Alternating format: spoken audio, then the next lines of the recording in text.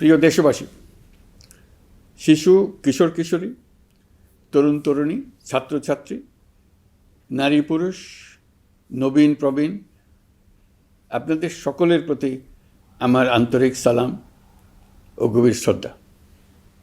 আসসালামু আলাইকুম। শুরুতেই আমি দেশের সবাইকে শুভেচ্ছা জানাচ্ছি। দীর্ঘ 17 বছর পর একটি উৎসবমুখর, অংশগ্রহণমূলক ও শান্তিপূর্ণ জাতীয় নির্বাচন সফলভাবে সম্পন্ন করার জন্য এই নির্বাচনের মাধ্যমে জনগণ, ভোটার, রাজনৈতিক দল, প্রার্থী, নির্বাচন সংশ্লিষ্ট প্রতিষ্ঠান ও আইনশৃঙ্খলা বাহিনী সম্মিলিতভাবে একটি প্রশংসনীয় নজির সৃষ্টি করেছে। ভবিষ্যতে বাংলাদেশের নির্বাচন কেমন হওয়া উচিত, এই নির্বাচন তার একটি উৎকৃষ্ট উদাহরণ হয়ে থাকবে। প্রিয় দেশবাসী, বিগত 18 মাস আমার উপর অর্পিত দায়িত্ব নিষ্ঠার সাথে পালন শেষে একটি নির্বাচিত সরকারের কাছে দায়িত্ব হস্তান্তরের প্রাক্কালে অন্তর্বর্তী সরকারের প্রধান উপদেষ্টা হিসেবে আজ আমি আপনাদের কাছ থেকে বিদায় নেবার জন্য উপস্থিত হয়েছি। আজ বিদায়ের দিনে 5ই অগাস্টের কথা স্মরণ করে আপনাদের কিছু কথা বলব। কি মহা মুক্তির দিন ছিল সেদিনটি, সে কি আনন্দের দিন। বাংলাদেশিরা দেশে বিদেশে যে যেখানে ছিল আনন্দে চোখের পানি ফেলেছিল। দৈত্যের গ্রাস থেকে তরুণ ছাত্রছাত্রীরা দেশকে বের করে এনেছে, দেশ মুক্ত হয়েছে। কিন্তু দেশ সম্পূর্ণ অচল।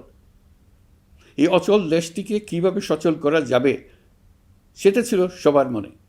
অভ্যুত্থানের ছাত্র নেতারা ঠিক করল দেশকে সচল করার জন্য একটি সরকার লাগবে।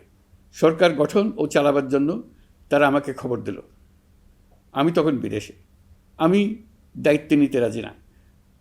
তারা জাতির প্রতি কর্তব্য পালনের কথা বলে আমাকে রাজি করালো। 18 মাস পর এখন আমার যাওয়ার পালা। আমি আজ আমার কাজ হতে বিদায় নিতে আপনাদের সামনে এসেছি। আমাদের প্রথম কাজ ছিল দেশকে সচল করা। এটি ছিল সবচেয়ে কঠিন কাজ। যারা দেশকে লুটে পুটে খেত তারাই দেশের এই যন্ত্র চালাতো। তাদের একান্ত অনুগত লোকজন নিয়ে অভ্যুত্থানের সঙ্গে সঙ্গে সবাই পালিয়ে গেছে। বড় কর্তা পালিয়েছে, মাঝারি কর্তা পালিয়েছে, অন্যরা ভোল পাল্টিয়েছে অথবা আত্মগোপনে চলে গেছে। কেউ নানাজনের সুপারিশ নিয়ে আসছে, তারা অভ্যুত্থানের গোপন সৈনিক ইত্যাদি। সরকারের ভেতর যারা পালিয়ে যাননি তাদের মধ্যে কাকে বিশ্বাস করবেন, কাকে বিশ্বাস করবেন না, এটি মহাসংকট হয়ে দাঁড়ালো। যতই মৃতদেহের অঙ্গ প্রত্যঙ্গবিহীন দেহের সন্ধান আসছিল ততই তারা চিহ্নিত হচ্ছিল। সেই থেকে 18 মাস চলে গেছে। অবশেষে 12ই ফেব্রুয়ারি আসলো।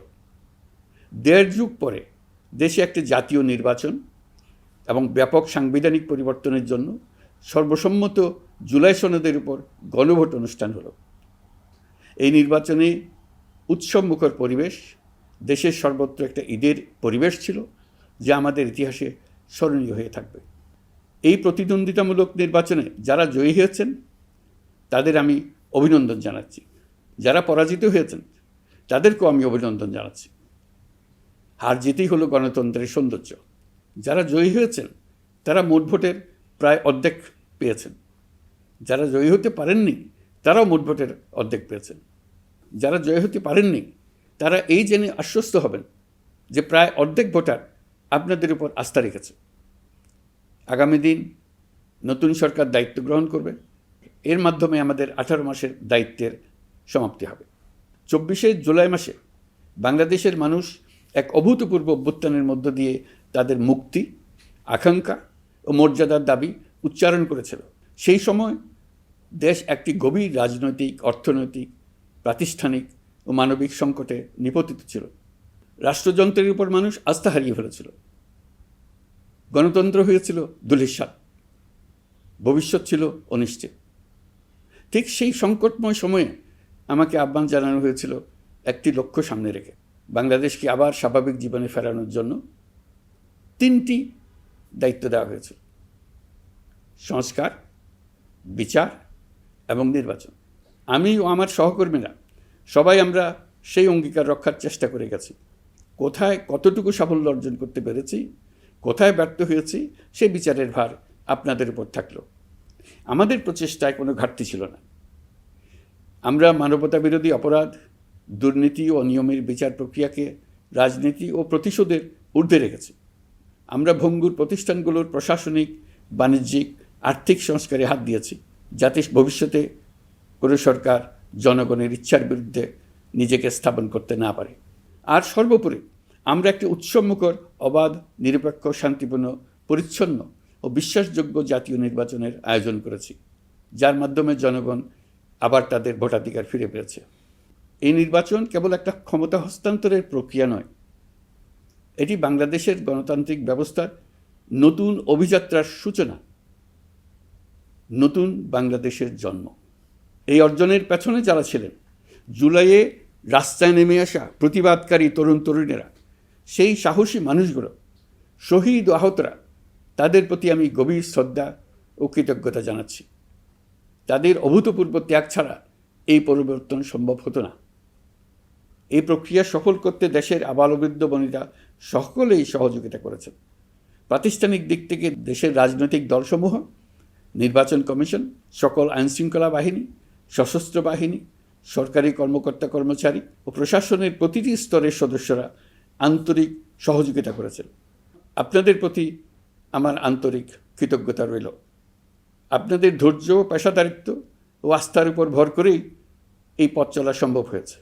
প্রিয় দেশবাসী, 24-এর গণ অভ্যুত্থানের সময় দেয়ালে দেয়ালে তরুণরা যে নতুন বাংলাদেশের স্বপ্ন এঁকেছিল, তার কেন্দ্র ছিল প্রাতিষ্ঠানিক সংস্কার। সেই প্রত্যাশা বাস্তবায়নে অন্তর্বর্তী সরকার প্রায় 130টি নতুন আইন ও সংশোধনী প্রণয়ন করেছে এবং প্রায় 600টি নির্বাহী আদেশ জারি করেছে, যার প্রায় 84% ইতিমধ্যেই বাস্তবায়িত হয়েছে। এই সংস্কারসমূহ নাগরিক অধিকারকে সংহত করেছে, বিচার ব্যবস্থাকে শক্তিশালী করেছে এবং গুম, খুন ও বিচার বহির্ভূত হত্যার সংস্কৃতি যেন আর কখনো ফিরে না আসে সেটা নিশ্চিত করেছে। আমরা দায়িত্ব গ্রহণের সময় দেশের আইনশৃঙ্খলা পরিস্থিতি ছিল অত্যন্ত ভঙ্গুর। থানাগুলো ছিল পুলিশশূন্য, জনগণের মধ্যে আস্থার বদলে ভয় ও শঙ্কা তৈরি হয়েছিল। ধাপে ধাপে আমরা সেই অবস্থার পরিবর্তন ঘটিয়েছি। আজ পুলিশ আর মারণাস্ত্র ব্যবহার করে না, বেআইনিভাবে কাউকে তুলে নিয়ে যায় না, বন্দুকযুদ্ধের নামে হত্যা করে না, পুলিশ ও গোয়েন্দা বাহিনীর ভয়ে কাউকে ডিলিট বাটন চাপতে হয় না। জনবান্ধব ও জবাবদিহিমূলক বাহিনী হিসেবে গড়ে তোলার লক্ষ্যে পুলিশ কমিশন অধ্যাদেশ 2025 প্রণয়ন করা হয়েছে। বিচার বিভাগকে স্বাধীন ও শক্তিশালী করতে পৃথক সচিবালয় গঠন, বিচারক নিয়োগের স্বচ্ছ কাঠামো এবং দেওয়ানি ও ফৌজদারি আইনে যুগান্তকারী সংস্কার করা হয়েছে। সেপারেশন অব জুডিশিয়ারির জন্য মাজদার হোসেন মামলার রায় আমরা বাস্তবায়ন করে গেলাম। গুমকে মানবতার বিরুদ্ধে অপরাধ হিসেবে স্বীকৃতি দিয়ে আন্তর্জাতিক অপরাধ ট্রাইব্যুনাল আইন সংশোধন করা হয়েছে। বিচার প্রক্রিয়াকে স্বচ্ছ করতে রায় সরাসরি সম্প্রচারের সুযোগ, বিদেশি আইনজীবী নিয়োগ এবং অন্তর্বর্তী আপিলের বিধান যুক্ত করা হয়েছে। বাংলাদেশ যেন আর কখনো মানবাধিকারহীন রাষ্ট্রে পরিণত না হয়, সেই লক্ষ্যে জাতীয় মানবাধিকার কমিশন অধ্যাদেশ জারি করা হয়েছে এবং কমিশন গঠন করা হয়েছে। প্রিয় দেশবাসী, একটি সমাজ তখনই উন্নত হয় যখন তার নারীরা নিরাপদ, সম্মানিত ও সমান অধিকারপ্রাপ্ত। উন্নয়ন তখনই টেকসই হয় যখন নারীরা সিদ্ধান্ত গ্রহণে, অর্থনীতিতে, শিক্ষায় ও নেতৃত্বে সমানভাবে অংশ নিতে পারেন। যে নতুন বাংলাদেশের স্বপ্ন আমরা দেখছি, নারীদের অগ্রযাত্রা ছাড়া তা গড়ে তোলা সম্ভব নয়। নারী ও শিশু সুরক্ষায় যৌন হয়রানি প্রতিরোধ অধ্যাদেশ, পারিবারিক সহিংসতা প্রতিরোধের অধ্যাদেশ এবং নারী ও শিশু নির্যাতন দমন আইন সংশোধন করা হয়েছে।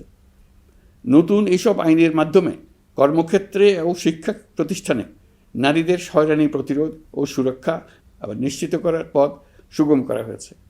প্রিয় দেশবাসী, অভ্যুত্থান পরবর্তী এক উত্তাল সময়ে দেশকে ধীরে ধীরে স্বাভাবিক ধারায় ফিরিয়ে আনতে আমাদের সশস্ত্র বাহিনীর সৈন্যরা যে ধৈর্য, পেশাদারিত্ব ও দায়িত্ববোধের পরিচয় দিয়েছে, তার জন্য দেশবাসীর পক্ষ থেকে আমি তাদের প্রত্যেককে আন্তরিক ধন্যবাদ জানাচ্ছি। একই সঙ্গে বিশেষভাবে উল্লেখ করতে চাই, যখনই কোনো সংকটময় পরিস্থিতির উদ্ভব হয়েছে, তখনই দেশের রাজনৈতিক নেতৃত্ব আমাদের আহ্বানে তাৎক্ষণিকভাবে সাড়া দিয়েছেন এবং সহযোগিতার হাত বাড়িয়ে দিয়েছেন। এই পারস্পরিক দায়িত্ববোধ ও সংযমই দেশকে অস্থিরতার পথ থেকে স্থিতিশীলতার দিকে এগিয়ে নিতে সহায়ক হয়েছে।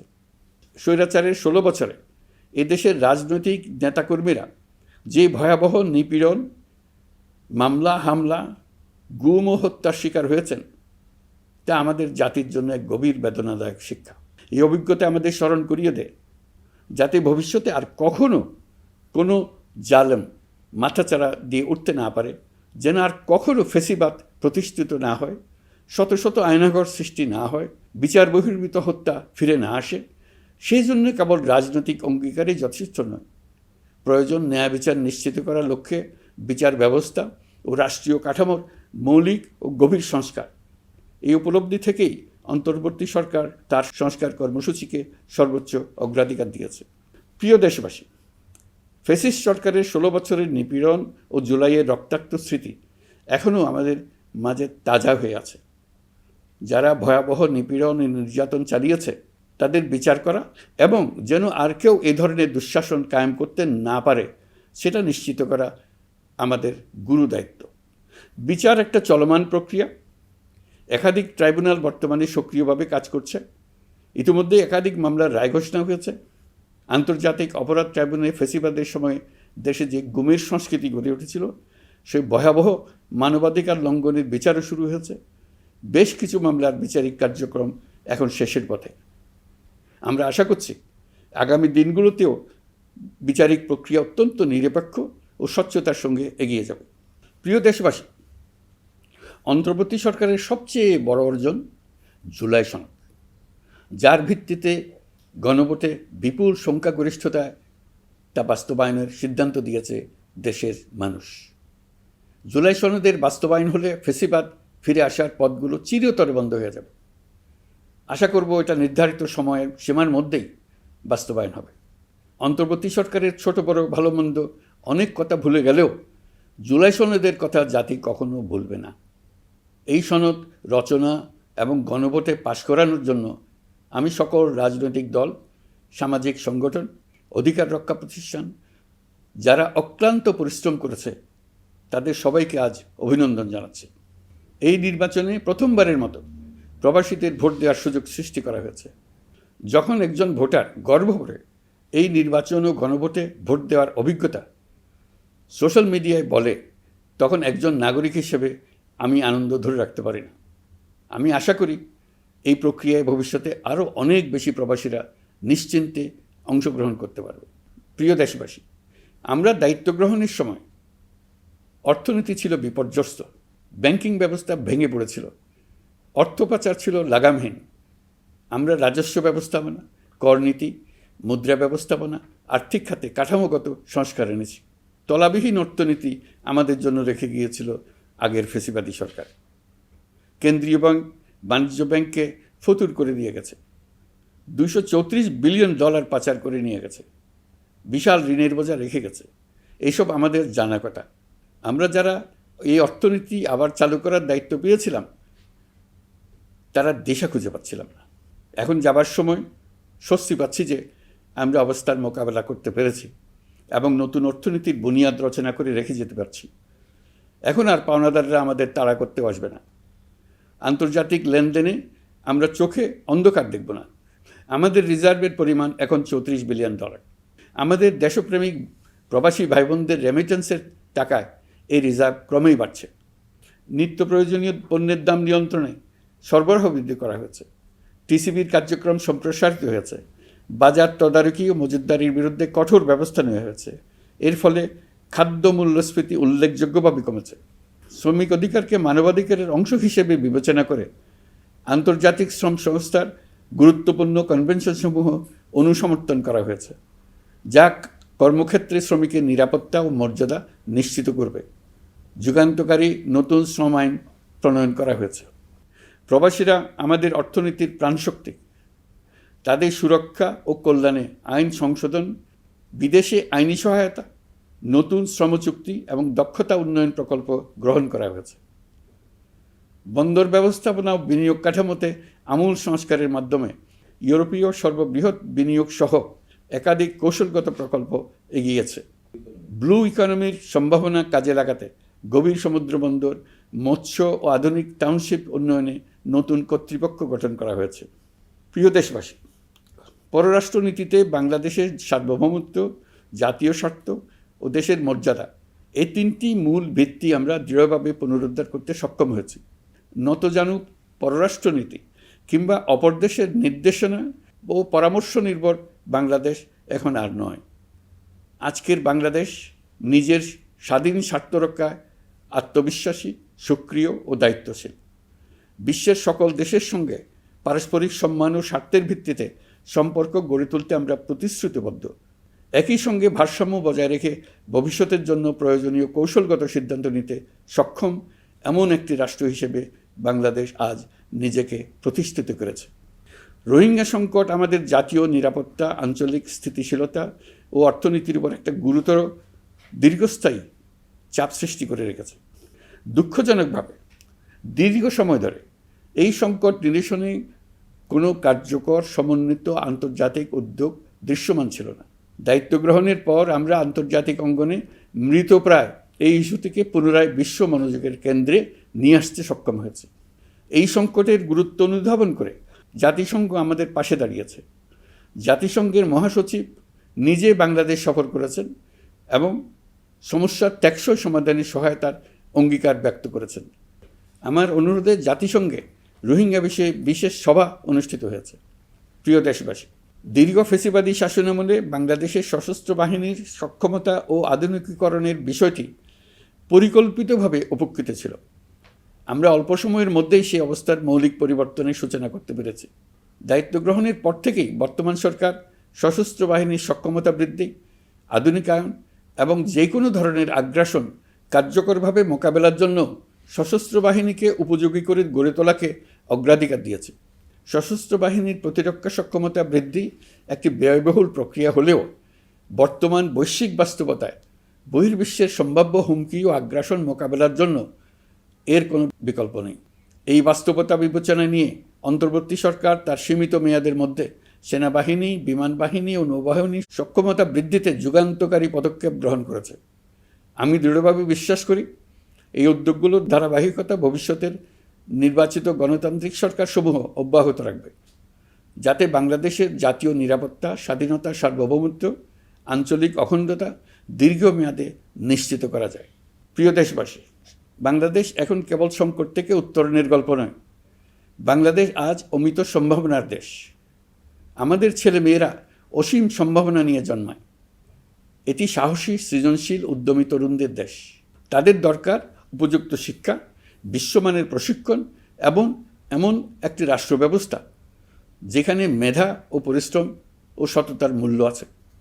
সারা বিশ্বে অর্থনৈতিক কর্মকাণ্ড পরিচালনায় প্রতি বছর বিপুল সংখ্যক দক্ষ, কর্মঠ, শৃঙ্খলাবদ্ধ কর্মীর প্রয়োজন তৈরি হচ্ছে, আর বাংলাদেশে আছে কর্মক্ষম বিপুল তরুণ সম্প্রদায়।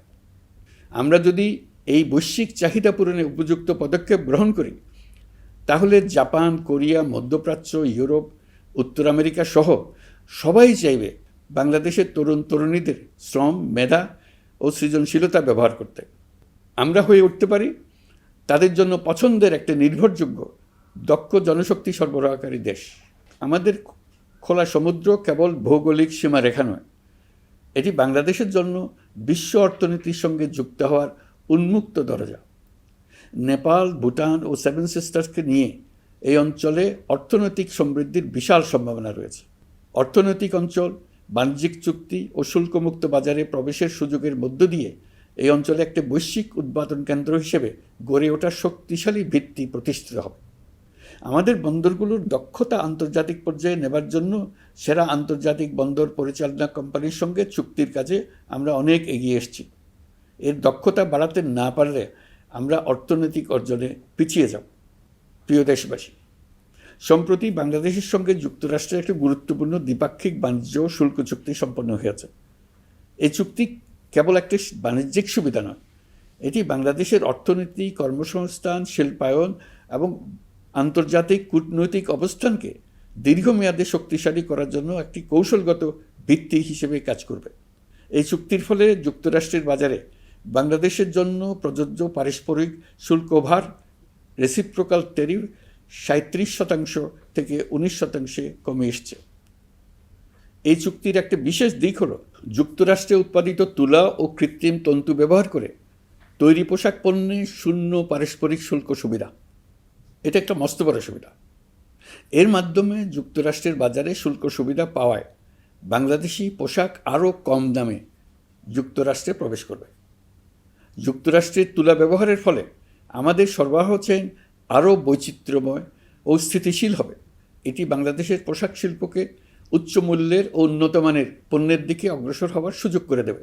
প্রিয় দেশবাসী, বাংলাদেশের অর্থনৈতিক ভবিষ্যৎ টেকসই, বৈচিত্র্যময় ও প্রযুক্তি নির্ভর করার লক্ষ্যে জাপানের সঙ্গে সম্পাদিত অর্থনৈতিক অংশীদারিত্ব চুক্তি একটি ঐতিহাসিক ও কৌশলগত অগ্রগতি।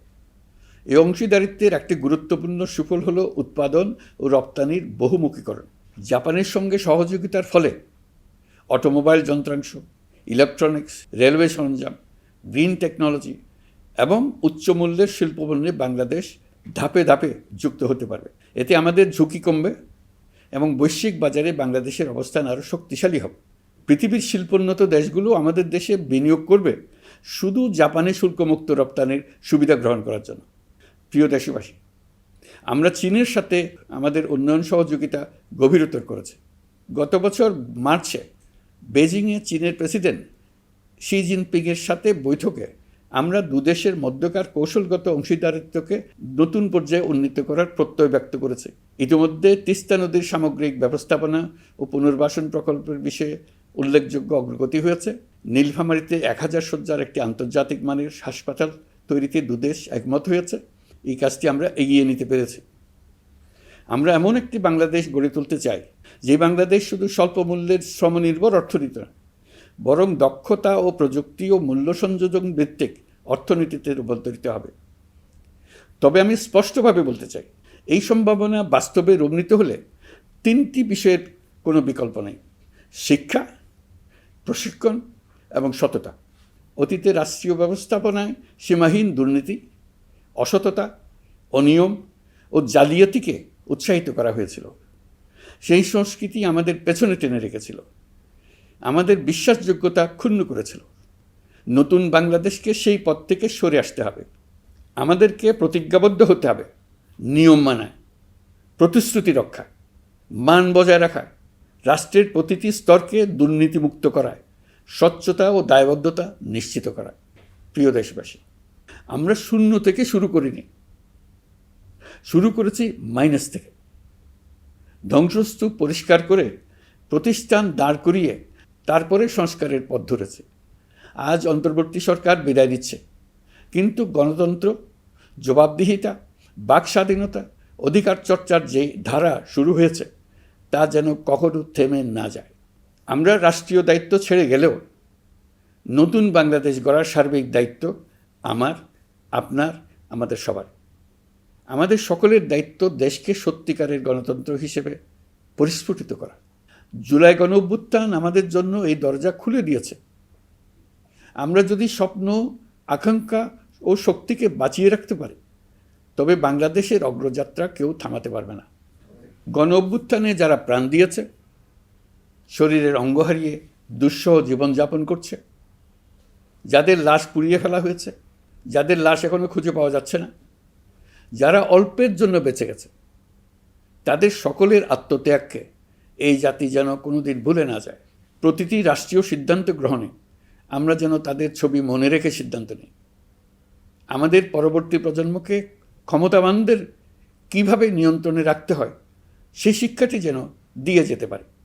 ক্ষমতাবানদের ক্ষমতা মানুষকে কীরকম মনুষ্যত্বহীন করে তুলতে পারে সেটা জাতির ইতিহাসে ধরে রাখার জন্য আমরা পলাতক প্রধানমন্ত্রীর বাসস্থান গণভবনকে জাতীয় জুলাই স্মৃতি জাদুঘর হিসেবে প্রতিষ্ঠিত করে রেখে যাচ্ছি। এখানে আপনাদের স্মৃতির বাস্তব নমুনা সংরক্ষণ করে রাখা হয়েছে। জাদুঘর যখন জনসাধারণের জন্য খুলে দেওয়া হবে, তখন আপনি যেখানেই থাকুন, দেশে থাকুন, বিদেশে থাকুন, আমি অনুরোধ করব আপনি সপরিবারে একবার এসে কিছুক্ষণ জাদুঘরে কাটিয়ে যাবেন।